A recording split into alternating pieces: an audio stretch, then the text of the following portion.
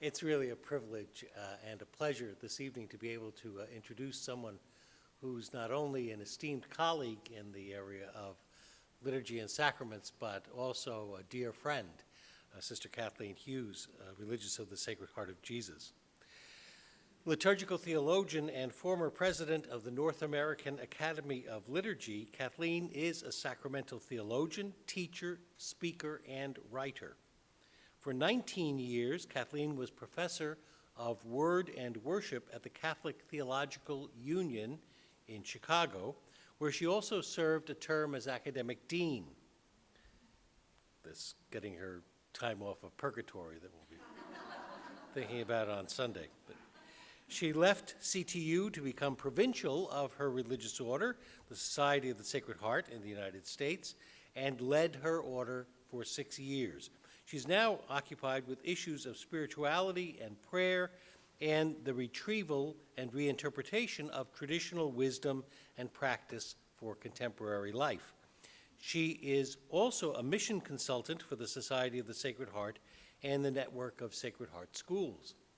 Kathleen received the Frederick R. McManus Award from the Federation of Diocesan Liturgical Commissions in 2004 and the Jubilate Deo Award from the National Association of Pastoral Musicians in 2010 for her many contributions to the worship life of Catholics in the United States. She's edited or written 9 books, served on 10 editorial boards, and published several hundred articles and reviews demonstrating a broad range of interests in worship, sacraments, preaching, language, feminism, and spirituality. I'm sure that after hearing her, you'll be eager to get a hold of her 2007 book, Saying Amen, a Mystagogy of Sacrament, as well as her superb and entertaining biography of one of the great American liturgical pioneers, Father Godfrey Diekman, OSB. It's entitled A Monk's Tale. Kathleen was the first woman to receive a PhD in liturgical studies from the University of Notre Dame. Now, that's her bio. What her bio doesn't tell you is what a learned, wise, insightful, and passionate theologian Kathleen is. But you're about to find that out for yourselves. Kathleen Hughes. No bad stories. Thank you. No bad stories.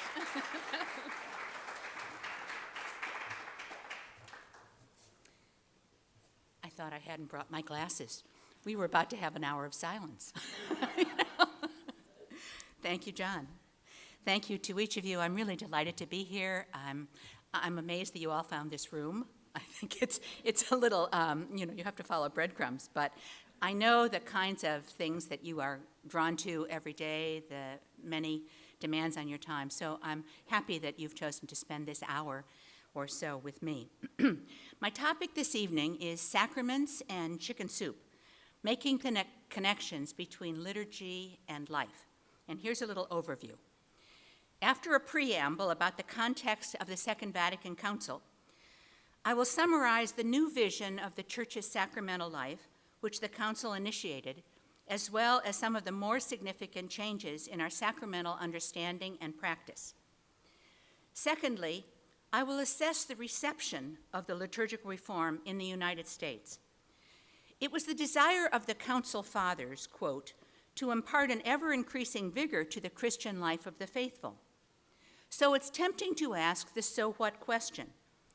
If the liturgical life of the Church has been revitalized and so much energy was expended in its implementation, why are we not appreciably more just and more loving? I want to consider the strengths and weaknesses of the liturgical reform and its unfinished agenda. Then I will propose a fresh method for opening up the mystery of the meaning of sacraments, namely mystagogy. And forgive me for using that word, but there is no good translation, so maybe we can work on that tonight. This is a method which I believe invites believers to explore the intimate relationship between the liturgy and the way we live our lives, between sacraments and chicken soup. In conclusion, I will offer some examples of the mystagogical method of liturgical formation, and then we can have a free-for-all, but you have to use the mic. I hope I will have said a few provocative things that will occasion some good conversation. I want to begin tonight with a story. A story about Godfrey Diekman, whom John mentioned, was a monk whose biography I wrote, my first book, as a matter of fact. Godfrey was a towering figure in the 20th century. He led the liturgical movement from about 1938, when he took over Orate Fratres, now Worship Magazine, until his death in the 90s. And Godfrey was peritus at the council. He participated in pre-council meetings. He helped to write some of the actual rituals that we use now afterwards. And he talked about being at the council and sitting up in the balcony as down in the aula they were taking the votes on the individual chapters of the Constitution. And it was so much more than he could ever have imagined, so much more than anybody had in the United States liturgical movement had ever dreamt would come out of this council. And it was a vote of 2015 to 10, and then the next chapter, 2040 to 2, and it just went on, and he just was astonished. And that night, he and some of the American bishops went out to dinner, and they were at the Cavalieri Hilton outside of the city of Rome, and having a wonderful time. And a woman leaned over from a table next door, and she said, "Aren't you all Americans?" And he said, "Yes." And she said, "Don't you know your president was shot today?" Now, I use that story because I want to illustrate that Vatican II did not happen except in a context. And I think context is important when we think about some of the things that it did. Vatican II was convened in the mid-20th century, surely the most violent of all centuries of human history. The human community was in shambles. A global war and the Jewish Holocaust had together claimed nearly 60 million lives. The Cold War raged. The Soviet totalitarian empire covered nearly 1/3 of the world's land. Decolonization signaled the end of Western hegemony and had led to a destabilized Africa. And human extinction became a very real possibility with the invention of the atomic bomb. In fact, 5 days after the council opened, we had the Cuban Missile Crisis. And for 15 days, as those bishops were gathered in Rome, it was quite possible that the human community would destroy itself. Situating the council historically helps to capture the climate within which the council fathers assembled. From all they had witnessed, they must have brought with them a deep apprehension about the world's fragmentation and its seemingly heartless inhumanity, realizations which surely must have affected some of their liturgical insights about the centrality of the death and rising of Jesus, about the importance of the mystical body and our responsibilities to one another in the human community, and about participation in the sacraments as a solemn commitment to a way of being in the world. A second important context for the council was the convergence of scholarship in a variety of theological fields, leading to exponential insights. The 20th century had witnessed a biblical revitalization, the renewal of patristic studies, the development of the social gospel, the stirrings of an ecumenical movement, and in particular, the maturing of the liturgical movement, dependent in many ways on the insights of all these other fields. There were biblical scholars and theologians whose writings probed for deeper understanding of Christ as the primordial sacrament, the Spirit as mediating graced relationship, and the world as gift and task. There were significant papal interventions along the way, especially from Pius X, who promoted active participation already in 1903, and from Pius XII, whose encyclicals on the mystical body and on the liturgy provided both further theological underpinnings and credibility to the liturgical movement. There were the liturgical conferences and study works first in Europe and then in North America. We cannot underestimate the importance of these gatherings, where scholarly research was placed in dialogue with the needs of the world, and where consensus began to build about the key goals of a liturgical reform among the very men, and alas, it was all men, who were called upon to craft the schema on the liturgy. They had already thoroughly debated the shape of the various rites.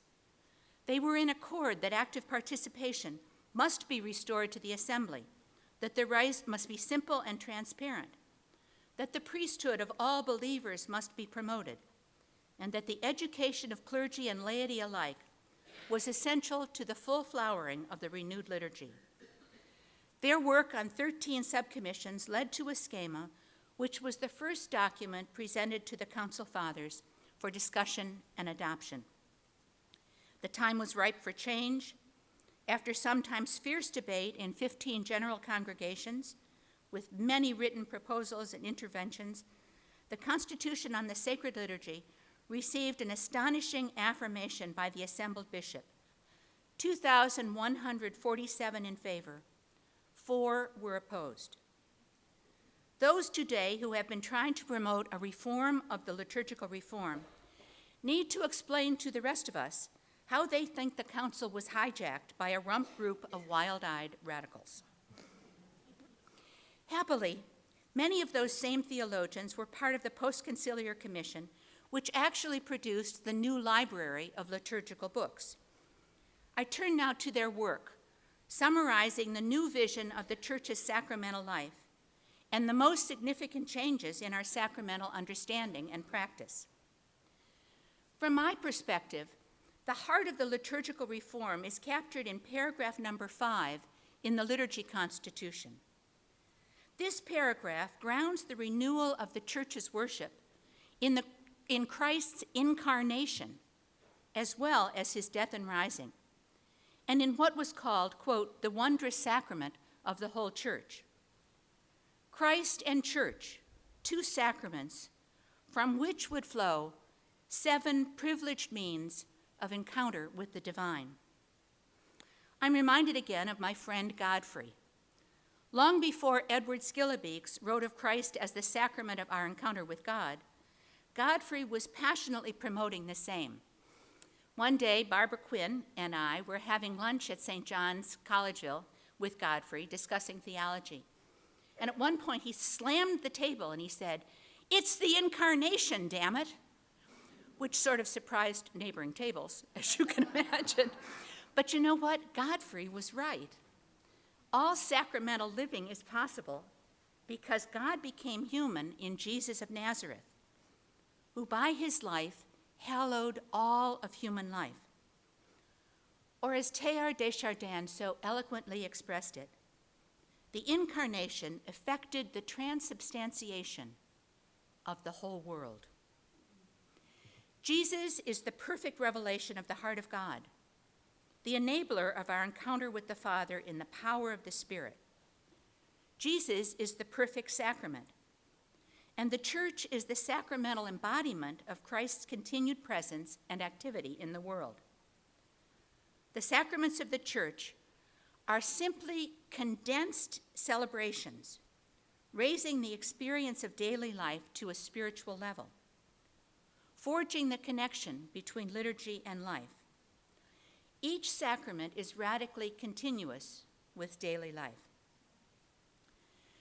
There are a few other important principles the Council enunciated as foundational for the reform of the sacramental rites, and I'll just tick them off very succinctly.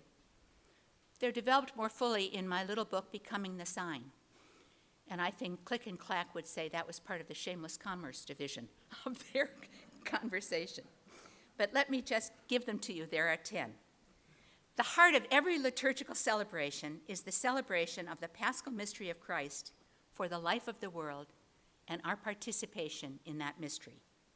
Second, every liturgy is an exercise of the priestly office of Christ, head and members, for the glory of God and the sanctification of humankind. Third, all members of the human community priestly people through baptism, are co-presiders with Christ, the one and only high priest and leader of prayer. Fourth, in the liturgy, Christ is present in many ways, in the bread and wine, in the word proclaimed, in the ministers, and not least in the assembly gathered for prayer. In other words, we make Christ present to each other. Fifth, for that very reason, communal celebrations of the rite are always to be preferred to private or quasi-private events. Sixth, each sacrament has an ecclesial and a mission dimension, meaning that sacraments build up the body and are witness to its members, and at the same time, each sacrament is a commitment to a way of being in the world. Seventh, the liturgy is the fount and the summit of Christian life. All that we are, all that we believe and hope and long for, finds ultimate expression in the sacraments. And in its turn, the sacrament commits us to a life of faithful discipleship, a life in which we strive to live, indeed, what we have just said in word and rite. 8, sacraments are thus both intensive and extensive over time. 9, the grace of the sacrament is not a thing, but a relationship. The grace of the sacrament is God's self-communication in love. And finally, 10, the meaning of full conscious and active participation, our right and duty by virtue of our baptism, has an external and an internal dimension. To our outward ritual participation must be joined the habit of interior presence and assent. I'm sorry I raced through those so quickly, but those are the foundational principles out of which I developed my own vision of sacrament. I think a quick look at the rite of Christian initiation of adults will help to illustrate these principles. Adult initiation provides a model to examine and to interpret every other sacrament. For one thing, this rite takes place over time. The RCIA is actually a complex of rites celebrating various thresholds in the experience and conversion and faith of the one being welcomed into the community. In a way, I think you could think about initiation as like an accordion, pulling apart the ritual moment, because it begins way before the Easter Vigil, and it ends well afterwards. And in that time, there are various rituals and various ministers, people nurturing the life of the person who is walking this journey toward full initiation. Gone are the private instruction classes. For initiation does not take place in the rectory, but in the midst of the assembly. And the RCIA says, yes, of course, instruction is important, but also this rite enlightens faith, directs the heart toward God, fosters participation in the liturgy, inspires apostolic activity, and nurtures a life completely in accord with the Spirit of Christ. The emphasis of the sacrament shifts from the washing away of original sin to one's incorporation in our life with God, entrance into the community of believers, and commitment to a way of sacramental living. The process of initiation takes human experience seriously. Coming to faith takes time. It is nurtured by the ministry of others. It is celebrated in a variety of rituals which bring both consolation and challenge, and these rituals mark various movements in the larger journey of conversion and faith. What is true of initiation, I believe, is true of every other sacrament. Each sacrament is a public ritual celebration of an experience of personal internal conversion. Whether the conversion is one of sorrow for sin and restoration of relationship, or the need for healing of body and spirit, or the deepening of one's trust in the face of serious illness, or the cherishing of another and the self-donation this demands, or the desire to give one's life in service of God and the community. Most of the sacraments celebrate crossroads moments of the human journey. They celebrate the faith community's presence and blessing at times of birth and coming of age, of vocation, of rupture and reconciliation, of sickness, debilitation, and death. These are the critical passages of human life, each of them a new invitation to join ourselves to Christ, a new call to conversion as turning to God or moving more deeply into the life of God. Eucharist, by contrast, is that repeatable sacrament which sustains us on this lifelong journey of conversion. Eucharist is the sacrament, I believe, that recapitulates and intensifies the promises we have made in every other sacramental encounter. Eucharist is the culmination of Christian initiation. It is the primary sacrament of reconciliation. It is a sacrament of healing. Only say the word, and my soul shall be healed.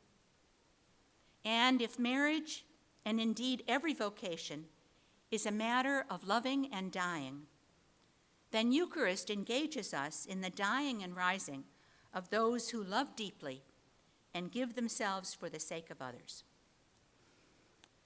I was speaking about this not so long ago, describing the moment at the preparation of the table and the gifts, when we bring all that we are, all our joys and our sorrows, our everyday dyings and risings, and place it all there on the altar with the bread and wine.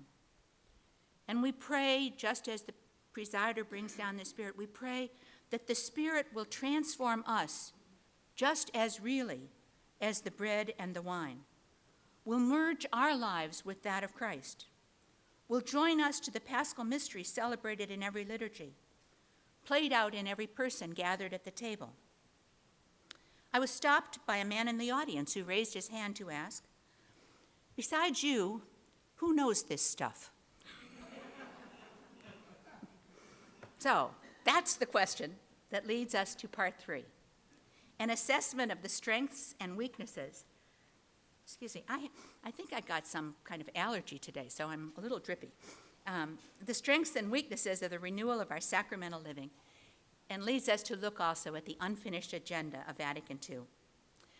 A good many years ago, I had occasion to talk with Father Balthasar Fischer, a German priest and scholar who was the chief architect of the rite of Christian initiation of adults. He told me ruefully that he had come to the United States to see the RCIA enacted. In Germany, he said, it had been relegated to the shelf in the sacristy. Not so in the United States. There was a genuine receptivity, even a great enthusiasm to receive the new liturgy, at least at first. Between 1969 and 1974, every major rite was studied, revised, adopted, and then translated into the vernacular. In our case, by the International Commission on English and the Liturgy, where John and I met as well. This presented an overwhelming task for pastors in a short span of time. There were workshops and conferences and publications and parish programs.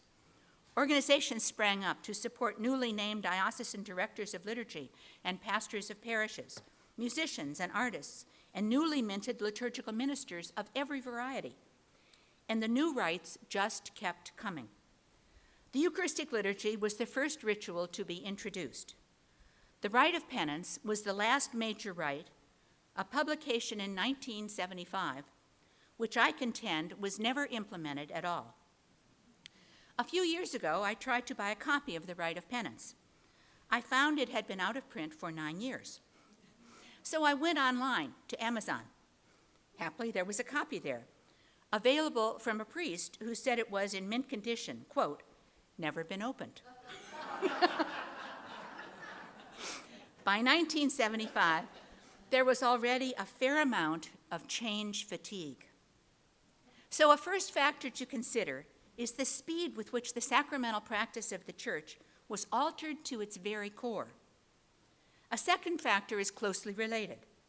Because of that speed, the focus of catechetical instruction leaned largely on the mechanics of the rites.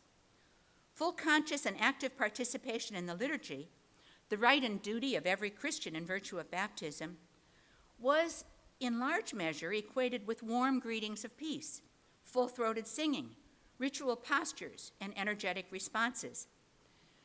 Some of you may remember that in the earliest days, there was even a commentator who told us when to stand and when to sit and what came next. We were pretty much preoccupied with details. But ritual details were not enough.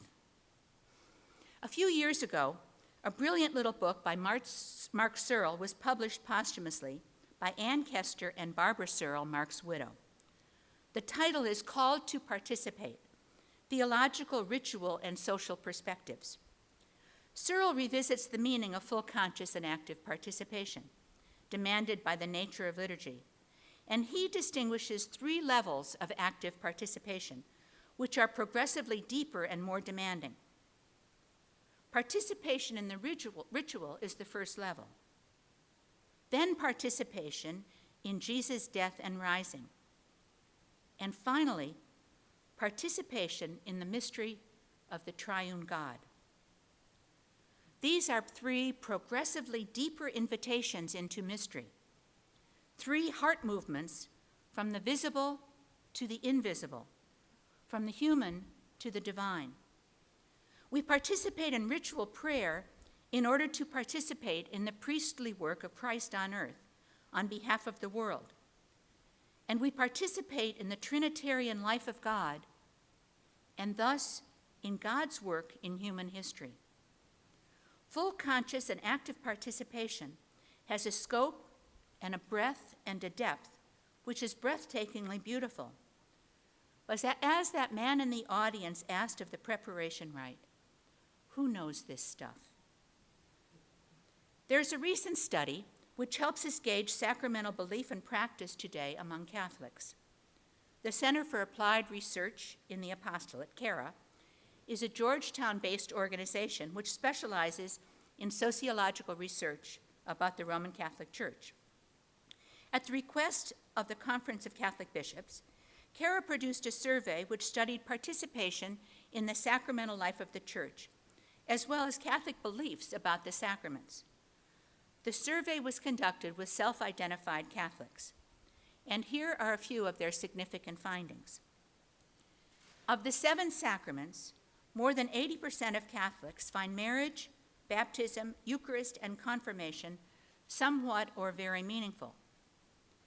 Catholics are least likely to say reconciliation is somewhat or very meaningful. 26% of Catholics say they participated in reconciliation once a year or more. 45% say they never participate. 51% of Catholics have requested the anointing of the sick for themselves or a family member, and women are more likely than men to say it is very important that they receive anointing of the sick. But that's not surprising. Women are more likely to go to a doctor than men. Older Catholics are more likely than younger Catholics to have celebrated their first reconciliation, communion, and confirmation. With each generation, the percentage having celebrated each of these sacraments decreases. Only 23% of adult Catholics say they attend the Eucharist weekly, and of that group, 90% say the following are important: feeling the presence of God, prayer and reflection, and receiving the Eucharist. A majority of adult Catholics, 57%, agree with the statement, Jesus Christ is really present in the bread and wine of the Eucharist. And that number jumps to 91% of weekly Mass attendees. 83% of Catholics say it is somewhat or very important that Mass is celebrated in language they most prefer, and 70% say it is similarly important that the Mass is celebrated in a way that reflects their ethnic and ancestral culture. Only 6 in 10 respondents agree either somewhat or strongly with the statement, "Sacraments are essential to my faith." I have just given a tiny sample of what this 178-page survey uncovered, all of it worth pondering for any of us who care about a flourishing sacramental practice, built on sound theology and spirituality.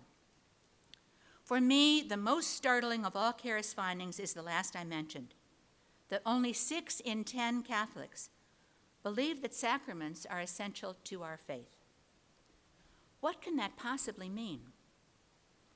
How is it possible that in all the efforts to introduce the reformed sacramental practices of the Church, we missed building a crucial theological foundation, namely that the 7 sacraments are simply 7 ways of enacting with one another our participation in the paschal mystery of Christ and the transformation and divinization of our lives in His. To minimize sacraments is to minimize our own lives. We are, each of us, a sacrament. We are sacraments from the day of our baptism. In Mary Oliver's words, the new baby is all awash with glory.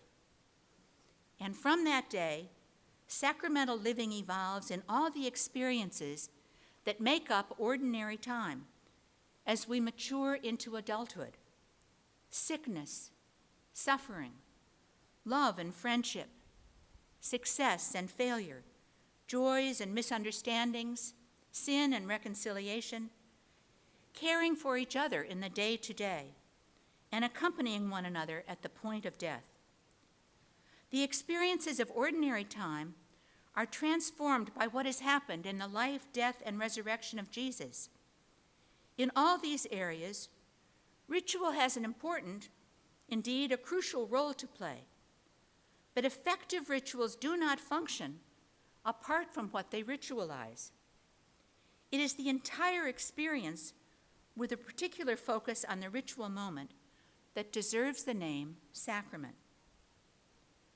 What I am suggesting is this: we haven't learned to make the connections. We catechize the rites. We can do them very well. But we did not sufficiently ground them in the larger sacramental reality of our daily lives. T.S. Eliot's words could describe our liturgical life. We had the experience, but missed the meaning. Ultimately, until we can make the connections between liturgy and life, between sacramental rites and sacramental living, the reform of the Church's sacramental life is sadly incomplete. I remember reading a fragment in Franny and Zoe some time ago, which I found so provocative regarding these connections. You will please forgive J.D. Salinger's language.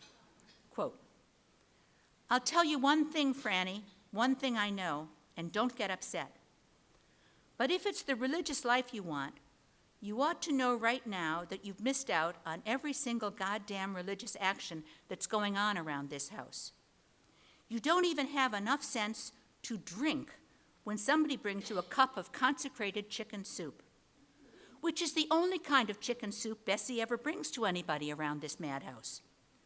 So just tell me, buddy, even if you went out and searched the whole world for a master, some guru, some holy man, to tell you how to say your Jesus prayer properly, what good would it do you? How in hell are you going to recognize a legitimate holy man when you see one if you don't even know a cup of consecrated chicken soup when it's right in front of your nose? Can you tell me that? Who is teaching us about consecrated chicken soup?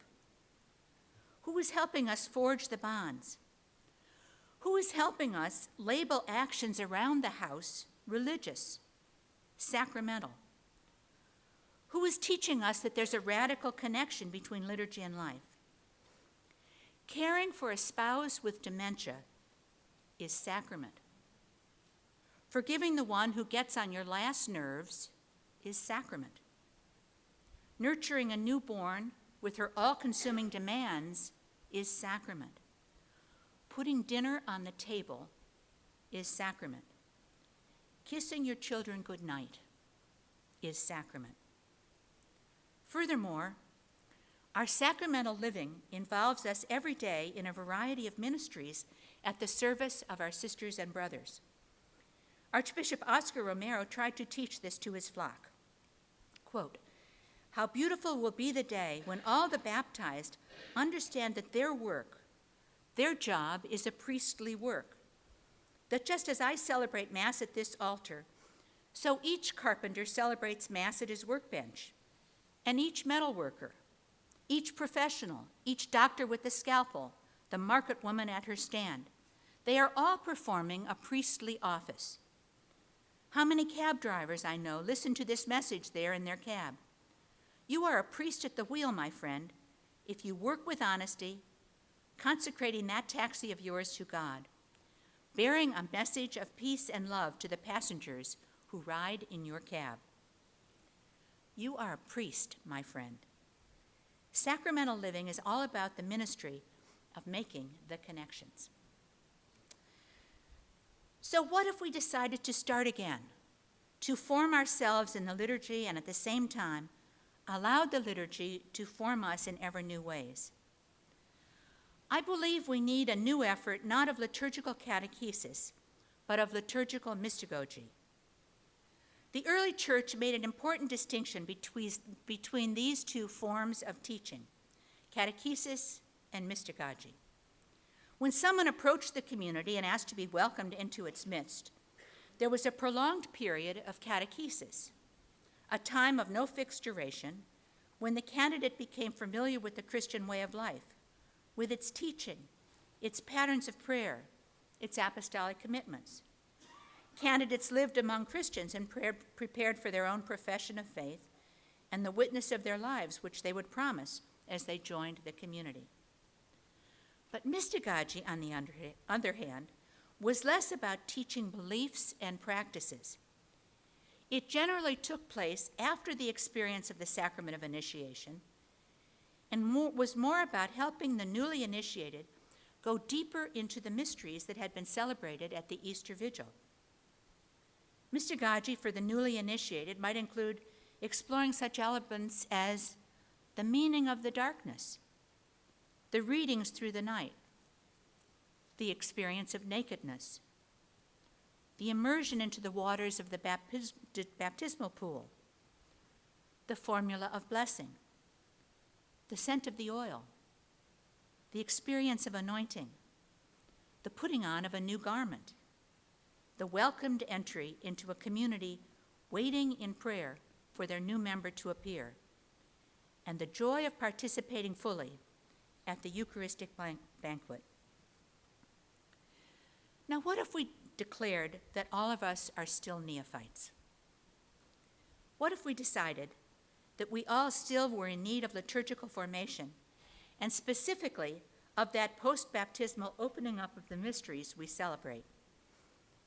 What if we discerned the need for a specific period of mystagogy in our communities? What if we found ways of revisiting our sacramental experience, engaging in a holy remembering of the event, the words, the gestures, the objects, the sights, the scents, the music, the silence? What if mystagogy became our bridge between experience and celebration? This would be a new kind of liturgical formation, made up more of poetry than of prose. And it could be for the remaking of our sacramental experience if we let it work its way into our minds and hearts. What would it look like? Among the several languages of mystagogy, I want to mention 4. 1, a series of meditations. 2, homiletic reflections. 3, holy conversation. And 4, poetry. First, meditations. The meditations of Romano Guardini might suggest one model of liturgical formation useful for today. Guardini was an intellectual giant of the liturgical movement who discovered as a young man the centrality of the liturgy in his own life, and he fostered it in communities he served. He believed genuine liturgical formation was not successful if it simply used an historical approach, however interesting. And that's so often where we begin with sacraments, where they came from. People did not enter into the mysteries, he thought, by learning how rites came into being and under what influences. Further, he noted that liturgy was not a series of ideas requiring interpretation. One did not learn to love the liturgy by being told about it. No, one learned to love the liturgy by doing it well, and in the process, learning to pay ever greater attention to the simplest of signs. Guardini wrote a series of essays called Sacred Signs, which are mystagogical reflections on words and gestures and objects and so on. These mystagogical reflections were used by him as the community gathered before the Eucharist. They were modest, focused meditations that he offered his assembly to deepen their knowledge and love of the liturgy, and as a proximate way to prepare together for the Eucharist which followed. Guardini urged others to do the same, especially parents and teachers, to do their own reflections and to lead those in their care to the inner meaning of the rites.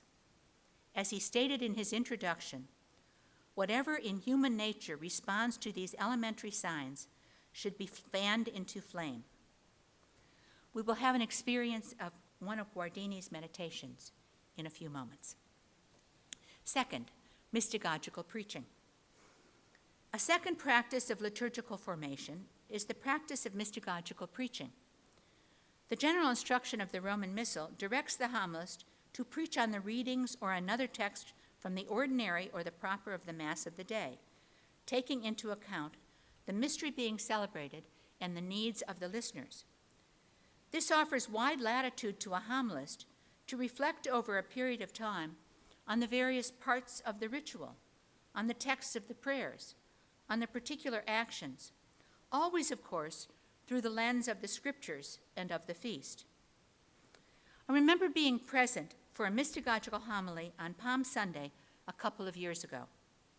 The focus was not on the palms, but on the procession, on joining Christ, whose face was set to Jerusalem, that place of suffering and triumph.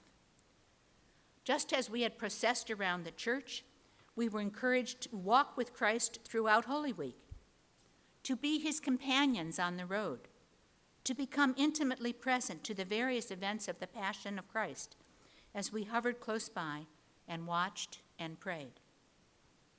I know my walking that week was of a very different kind than my normal routine. I contemplated what was going on in the mind and heart of Christ on this last journey. I shared his dread. I took strength from his resolution. I mostly watched and waited in silence as we walked together. I know others who heard the same homily had an equally significant realization of the deeper mysteries we were celebrating during Holy Week and the events of the Triduum because of being invited into the journey with Christ begun in the Palm Sunday procession. A third kind of mystagogical reflection is holy conversation. And I'm not talking about this out of whole cloth. I actually got a Lilly Endowment grant and had the funds to go around the country and actually meet with communities who had just celebrated a ritual and hear from them what they had experienced and what stood out. What's interesting also is what didn't stand out. What they didn't say was important. All very interesting. So this is the occasional opportunity to gather shortly after a liturgical experience to talk with other participants about what happened and how it may have touched and transformed members of the community. Was there a word or a ritual moment that stood out for one or other person? And if so, why? Sometimes, for example, there is a visible change in the person who has just received the sacrament of the sick. There is, after the sacrament, a sense of serenity, an attitude of acceptance about what lies ahead. There's consolation in the presence of Christ and the support of the community. The person being anointed can be quite articulate about what the liturgy meant to them and what particular moments stood out as revelatory of the consoling Christ in the presence of serious illness or the debility of old age. Neophytes spend the whole of the Easter season reflecting on their experience of the Easter Vigil with others who have shared in the same initiation ritual.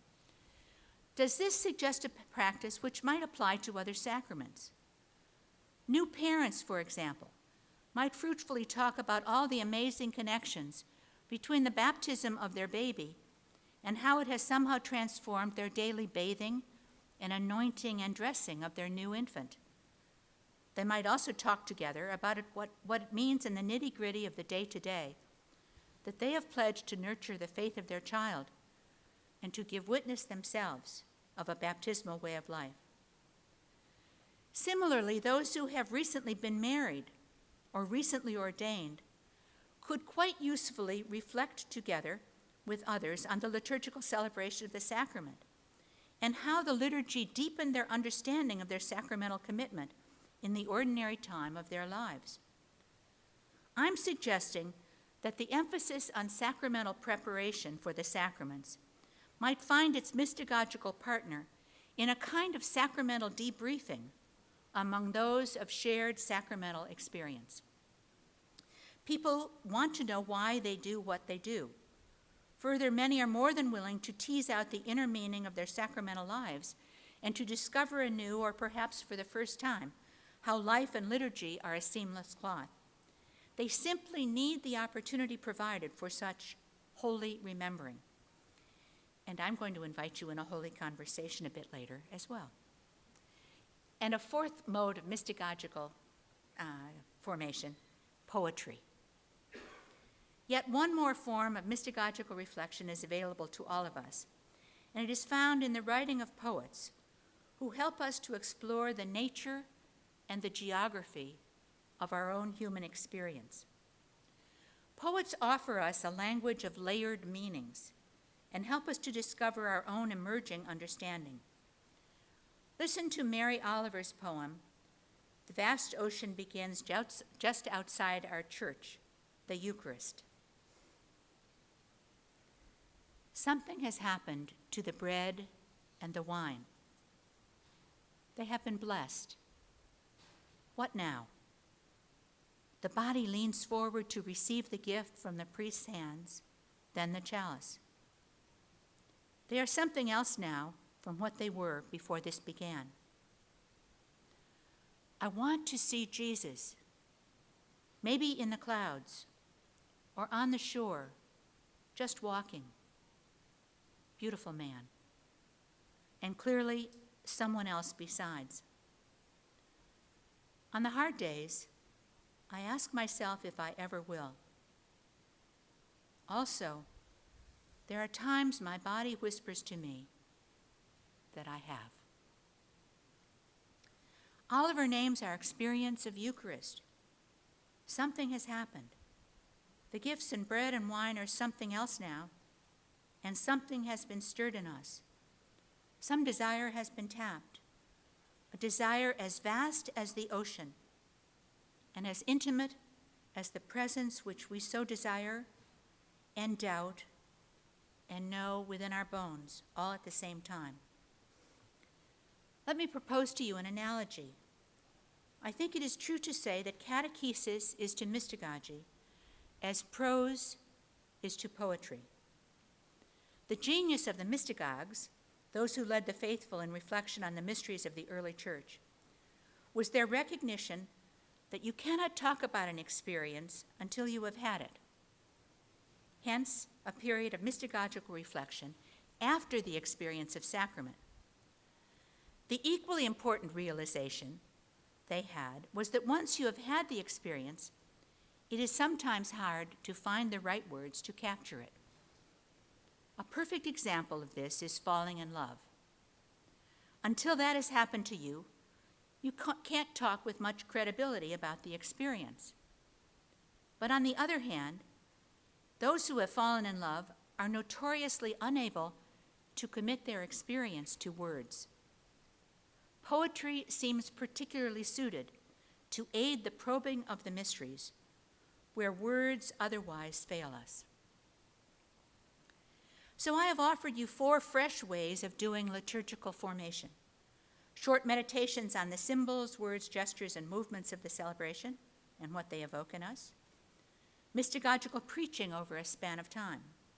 Conversations about the liturgy to identify what may have moved us interiorly and why.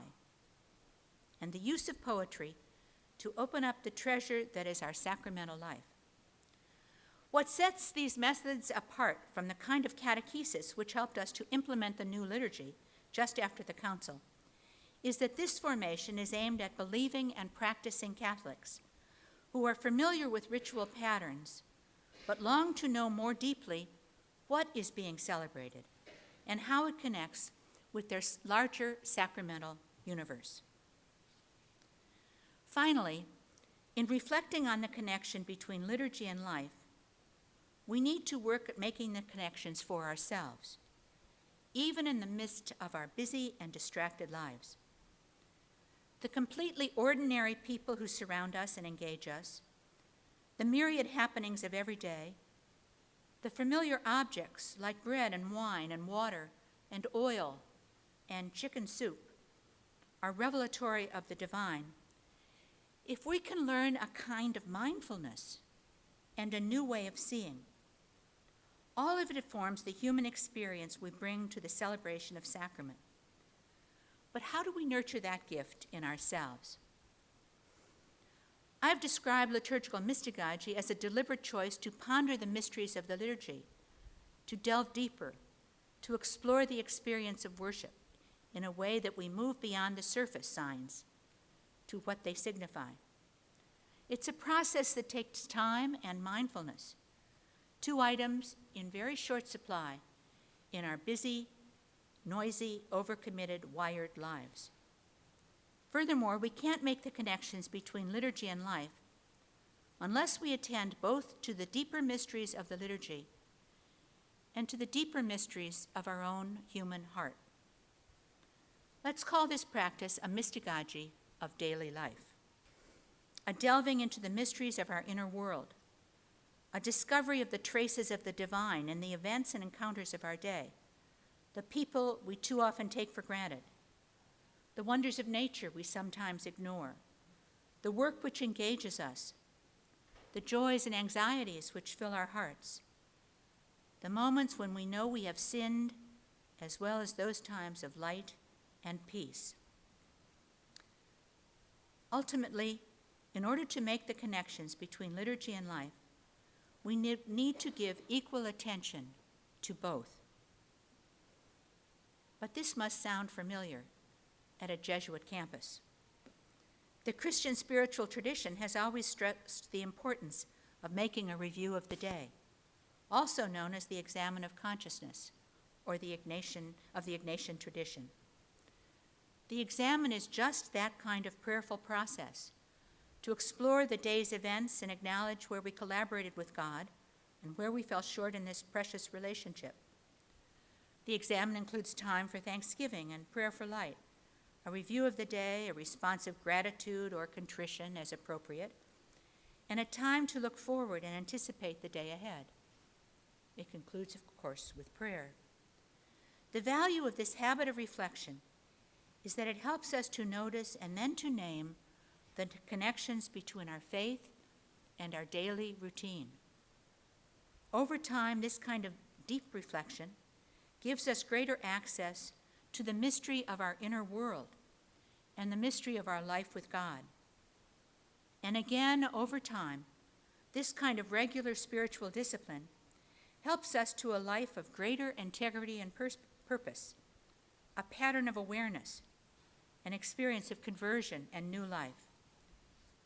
Gradually, imperceptibly, we put on Christ, and we become a revelation of grace. Gradually, we become the sacrament that we celebrate. Now it's time for a concrete experience. So I'm going to conclude by offering first one of the meditations of Guardini, and have you experience that. Then I'll invite you into a moment of silence and then to say a word to someone who may be near you. So if you would all please stand. Free your hands if there are things in your hands because you're going to need them.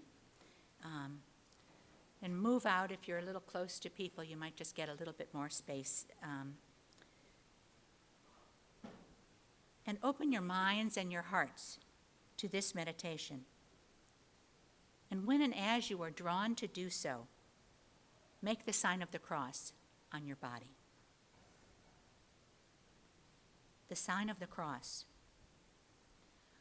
When we cross ourselves, let it be with a real sign of the cross, instead of a small, cramped gesture that gives no notion of its meaning. Let us make a large, unhurried sign, from forehead to breast, from shoulder to shoulder, consciously feeling how it includes the whole of us, our thoughts, our attitudes, our body and soul, every part of us at once, how it consecrates and sanctifies us. It does so because it is the sign of the universe and the sign of our redemption.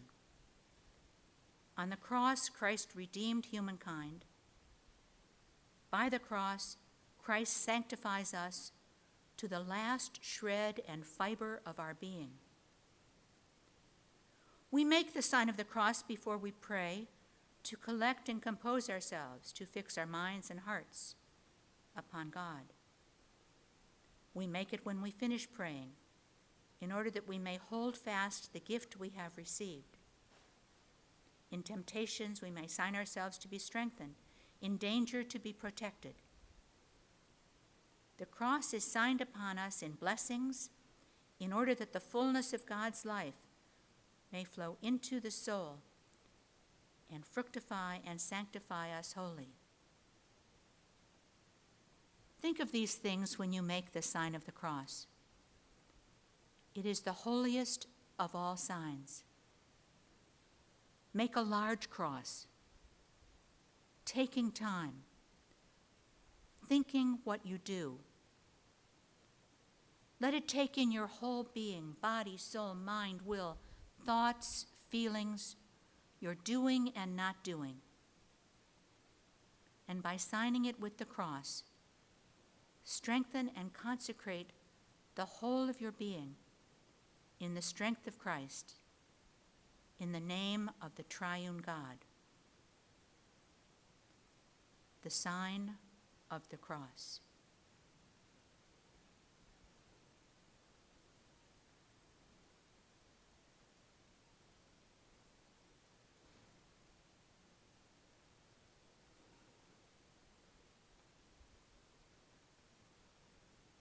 Let the words of the meditation sink in.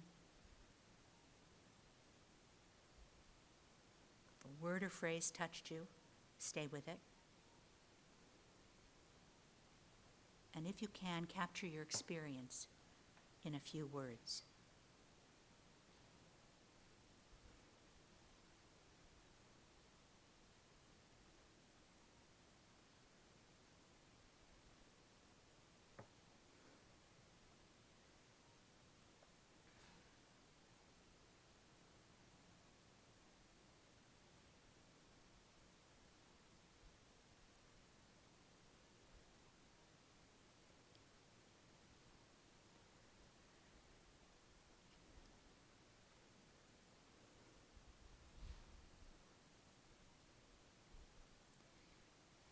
Now perhaps turn to one or two people nearby and have what I refer to as a holy conversation. Just saying a little word about your experience, whatever happened in you. We'll just do this for about a minute or so.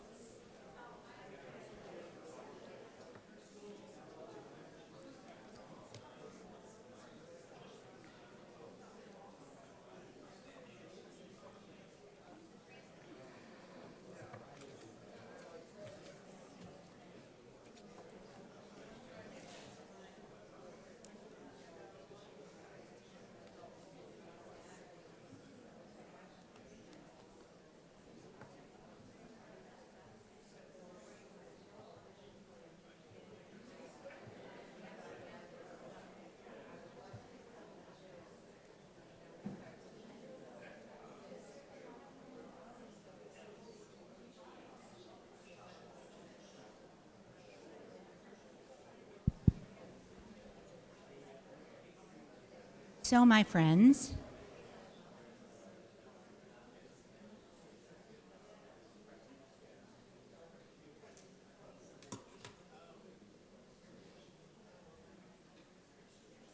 that's the end of my presentation, and now it's open season. If you'd like to talk about this last experience, or if you'd like to offer comments, I'd love to hear if this makes sense to you or if you have questions. There are 2 microphones available. You have one, is that right? And one is in the middle aisle. For the sake of the taping, if you would just raise your hand and somebody could bring a microphone. And I'll do my best to respond. But we've got a lot of wisdom in this room, so I can't.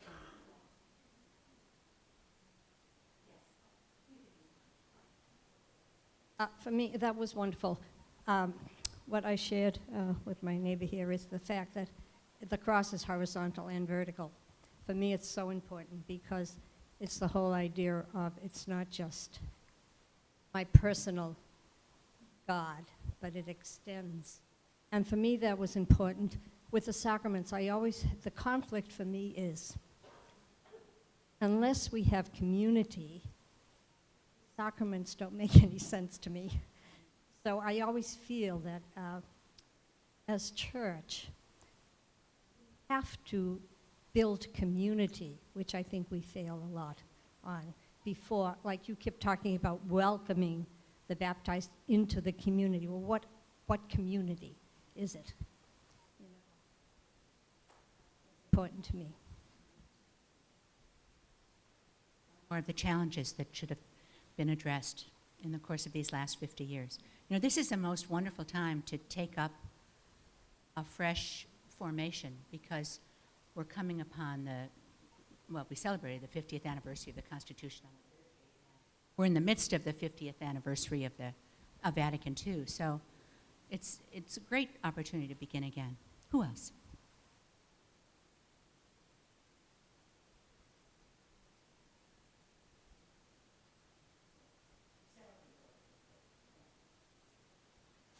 Thank you very much for your comments today. It was very enlightening. First, a quick comment, and then a question. I feel that a departure from the early understanding of what Eucharist was as a sacrament of our mystery and our identity has impoverished us in many ways, and I think we focus very much on what the transubstantiation of the elements on the table is, rather than our own transformation, the mystery of our own. I guess, is that dying? And Augustine says, it's your mystery placed on that altar. And I think, and here's my question for you, is do you see any connection to that departure from the early understanding of what Eucharist means and its sacramentality, that there's a disconnect with our daily lives? If it's not our mystery that's being celebrated, and it's not who we are, our identity, then somehow we're going to decline in our understanding of even our own participation in sacramentality. So, here's one of the things I didn't mention that I think was operative. I think that there was some implicit understanding that if the language was in English, we all would understand what we were doing. I mean, I really do think that the introduction of the vernacular seemed to suggest that, you know, we would all be caught up now in this mystery. I think I tried to address that in 2 ways. One, that we place ourselves right there with the bread and wine and ask that all of our death and life, everything be transformed. I also think you might take great consolation in that book that Mark Searle wrote, because it's the very many levels of participation. I don't underestimate at all the distractions at Eucharist, especially in a parish, and the children, and the running in and out, and I don't think we can live at this level 24/7. But what I'm hoping is that we have a norm, a hope that draws us, that just sometimes we're going to glimpse that mystery and make the connection. It's going to be transformative for us. And other times, you know, we're going to say, will he ever stop? You know, that homily, or, you know, I mean, there's stuff that so interferes with us that we can't live up there. And I wouldn't want to suggest that that's where I am or that that's where you have to be. But I think, maybe as rigor mortis is setting in and we're about to see God face to face, we may finally get the mystery. But we work at it. And I actually was very happy when I realized that I'd spent way too much time in my reflection on mystagogical formation of the rites and not of ourselves. And I got the connection with the examen. I think there's something very powerful there if we put those two ideas together.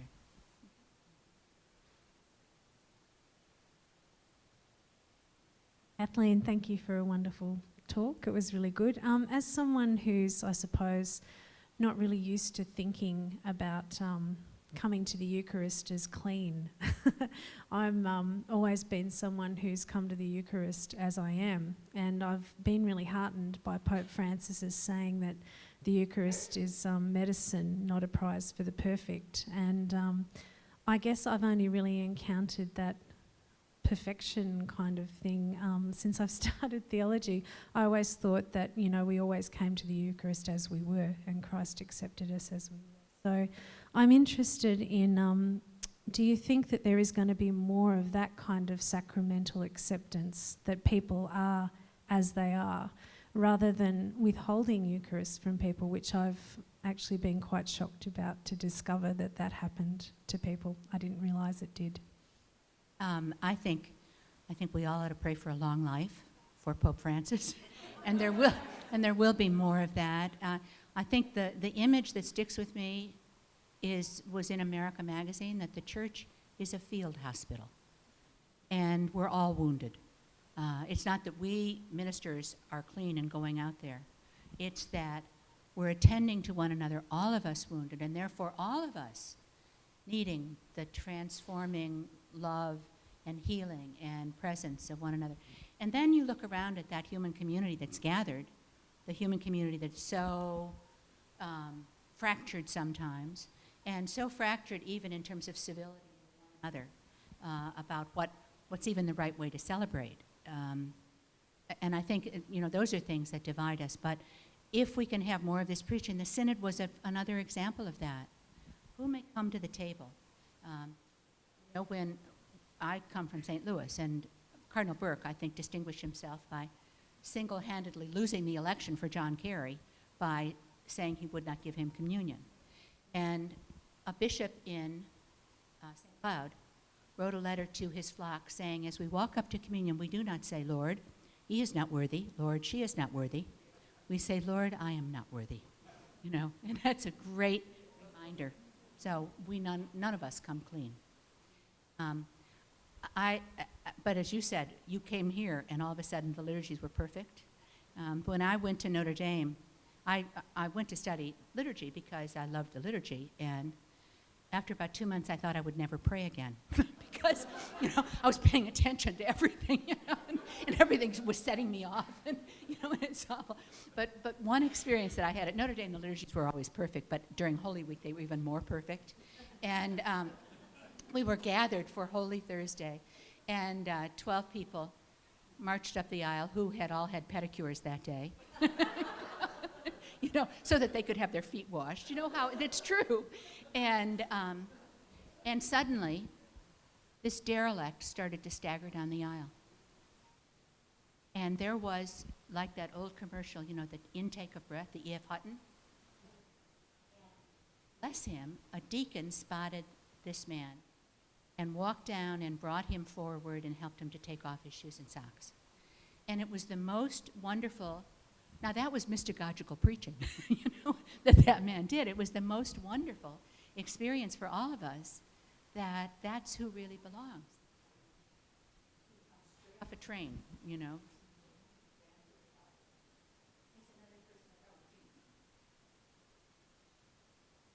Thanks, I learned a lot. That was fascinating.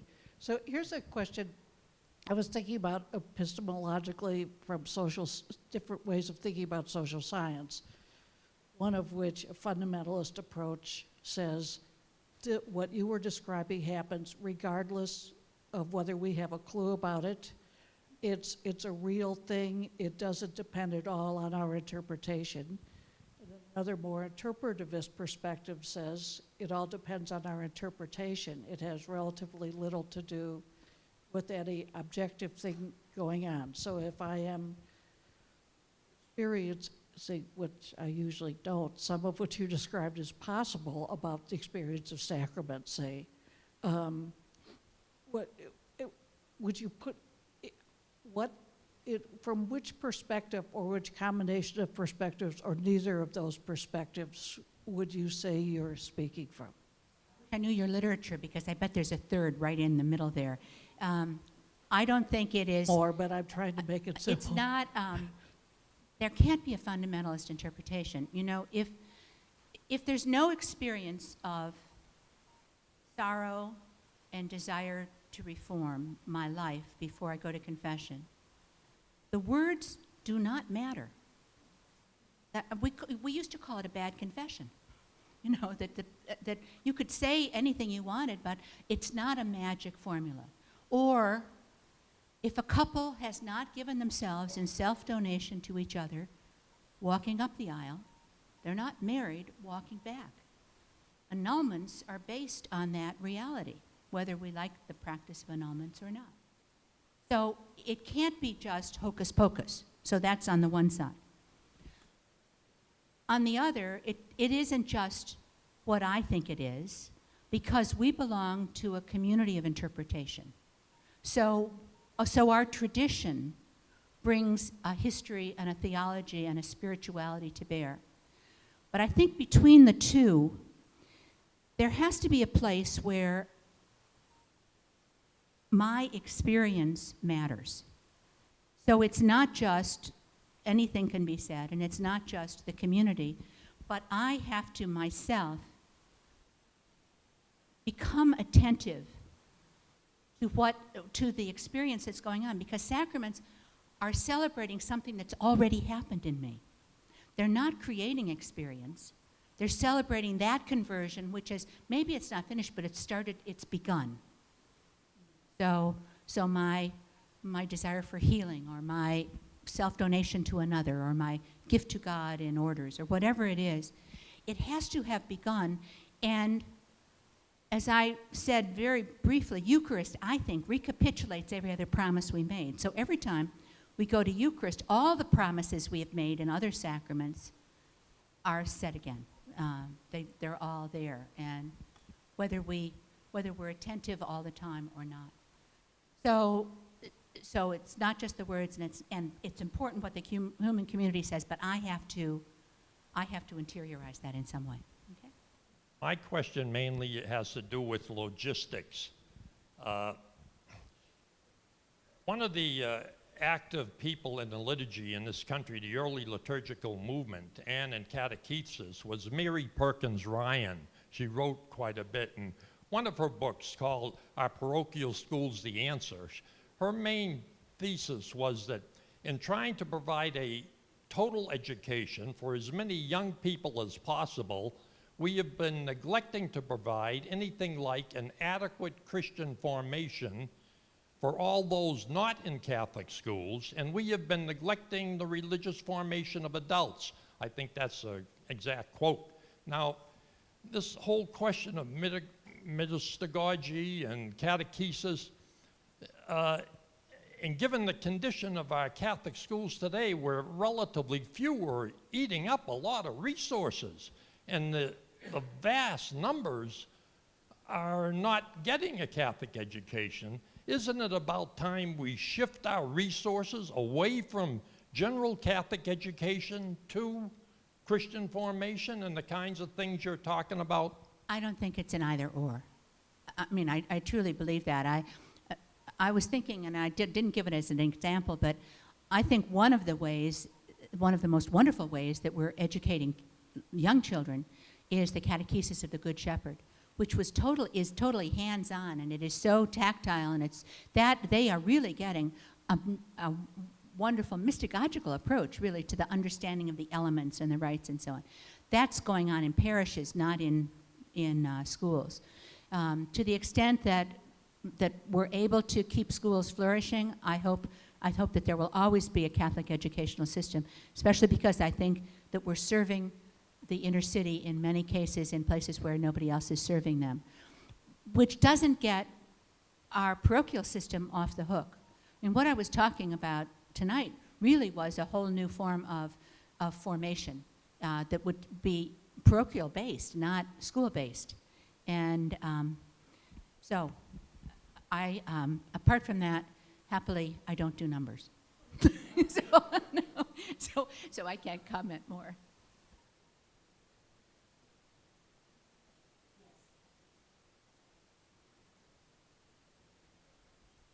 Let me ask you a question about setting. In the lead article in Godfrey's legacy, if we might call it that, worship of the current issue, there's a story about how, there's an article about how to do liturgy, and that is setting, focusing on the long-term study and then the changes in the construct that Our Lady of the Most Holy Rosary in Albuquerque, where they essentially reimagined the worship space. The sometime dean of the Episcopal Cathedral in Philadelphia said, we're never going to get anywhere as long as we continue to worship in what he called the 747 model of worship, where everybody's in their assigned seat and there might be a pilot up front. And the question I have then is, how much does the setting have to change in which people do in fact become participants before much of what you're hoping and dreaming about can happen? The setting is critical, of course, and there are still too many 747s around. An awful lot of churches, though, have started to remodel. Unfortunately, the enthusiasm for that, the plug was pulled. When did Environment and Art get withdrawn? Do you remember? Probably about 20 years ago now, 15 years. But 15 years ago. I mean, there's the most, if you want to read a document that really talks about setting and gives the most beautiful rationale for the arrangement of sacred space, Environment and Art in Catholic Worship is the document. And that was the document, for example, that suggested that the tabernacle would be in a separate chapel. And that caused a reaction because we were banishing Jesus. I mean, you know, there's a pushback on so much in space, but you know, right, space matters. And everything we do and where we stand and how we relate, even how the presider relates to the book, is matters. Everything matters. Everything speaks. And therefore, it's not just the physical setting, but it's the care for sacred space and the care for objects and the reverence with which we bow to one another. And I don't mean this as, you know, kind of formal and high church. Once I heard somebody say, what we need in liturgy is hospitable reverence and reverent hospitality. So they modify each other. And wouldn't that be wonderful if that's what you were experiencing when you came in? And the space matters every bit as much as the greetings from the ministers, ushers, and so on. We're going to stop because it's 7, and I think that's our covenant with you, that we end at 7. But thank you very much. And